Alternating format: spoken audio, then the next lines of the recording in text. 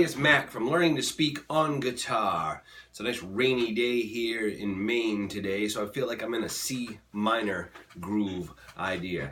Today I'm going to talk to you about playing a couple of different ideas to help embellish your minor chord soloing, and you can find some of these ideas in Learning to Speak on Guitar. If you don't have your copy of my book, you can get it online on Reverb, or just send me a message and I'll send one out to you.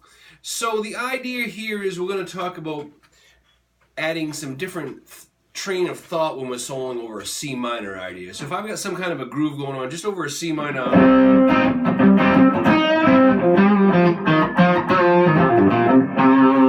groove going on, and I want to spread out my notes a little bit, and maybe I haven't even declared whether it's a Dorian or a Aeolian mode at all. I'm just playing like a C minor pentatonic idea. Maybe I'll throw a 2 in there, still kind of neutral sounding.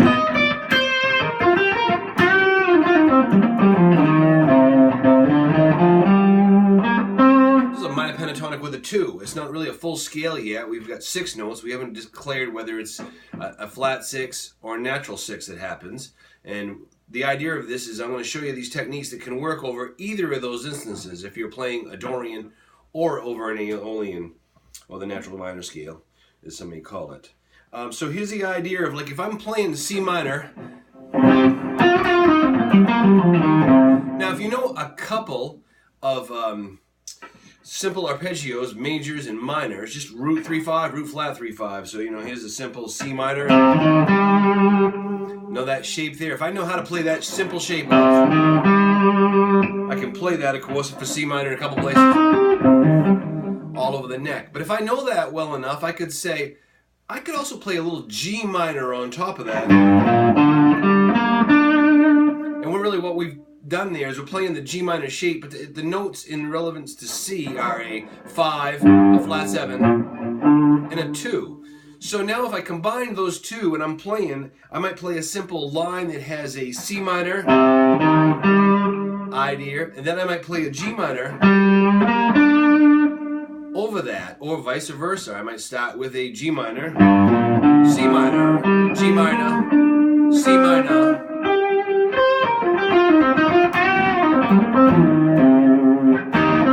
So the idea is now I'm spelling a couple of arpeggios while playing some nice blues rock solo stuff. And it's a simple concept, and it also helps you to learn those arpeggios around the neck in different keys. So I'm playing as a C minor here to a G minor.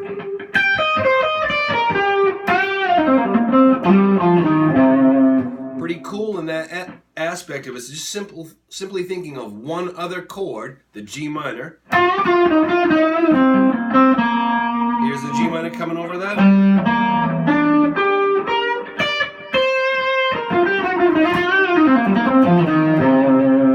Now, I don't have to spell that chord root flat 3/5.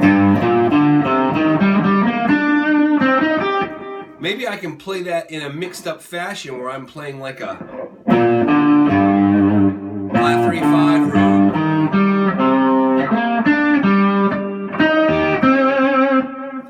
To just turn it inside out a little bit, or mix it up any way you can. You can mix those possibilities of notes up a few different ways, right? Okay, I can come backwards. I can go up. I can go middle, high, low. Middle, low, high. Or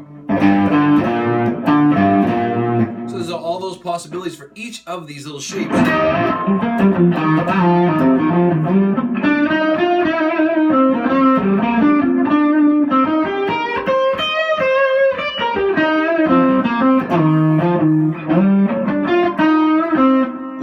Out a little bit. Now, what if I took a couple other arpeggios on there? So in the minor world, we can play the 1 and the 5 as a minor, and we haven't declared whether any 6s haven't been played. So it could be over a natural minor chord progression or over a Dorian chord progression.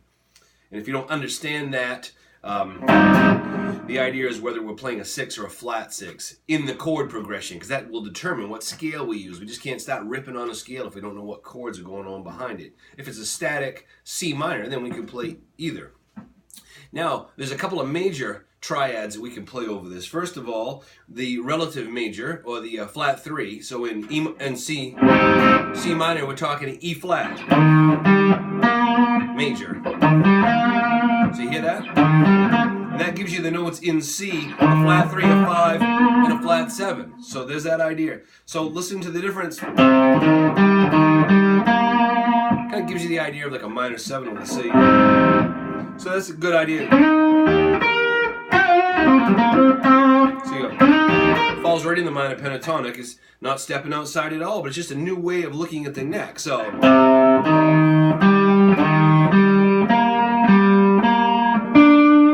See how I'm just doing that there? Going on, playing up through that scale.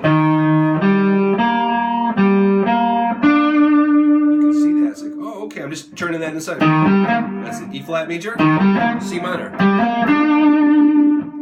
Then continue on up the neck with a couple of different other shapes you can learn. Now that one's pretty simple. And then the flat 7 major, which is a B flat in this case. So here's that. B flat, C minor. Yeah, that B flat, C minor. Now you have 4 of those all to play with. So you get 2 majors and 2 minors. So you can come up with all kinds of crazy ideas to help create some cool lines. That B flat major, E flat major, G minor, C minor,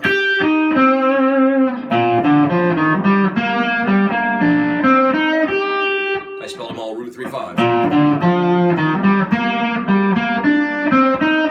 Flat 3/5 on the minors, right? G minor, C minor. I can mix those up and come up with some.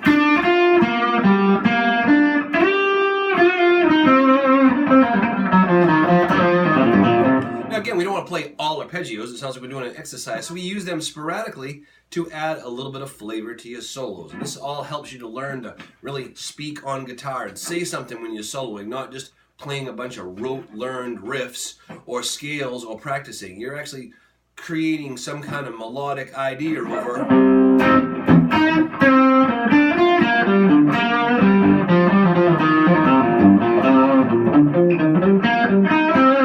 So I'm playing around.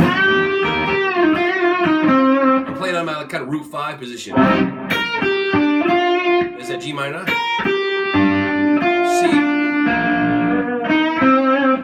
Simple idea, it's right in that position, but you hear those chords being spelled out. G minor, B flat, major, resolve it to a C minor.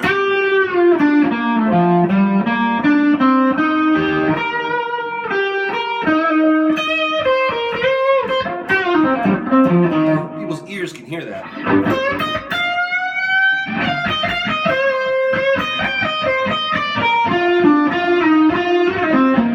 Add a little blues riff. A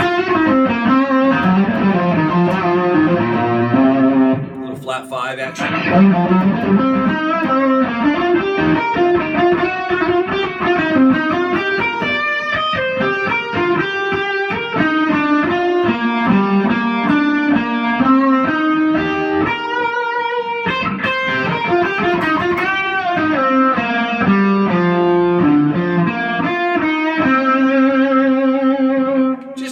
Technique to help you kind of spread out your notes while you're soloing. You can find a lot of that and a lot of other concepts in my book, Learning to Speak on Guitar.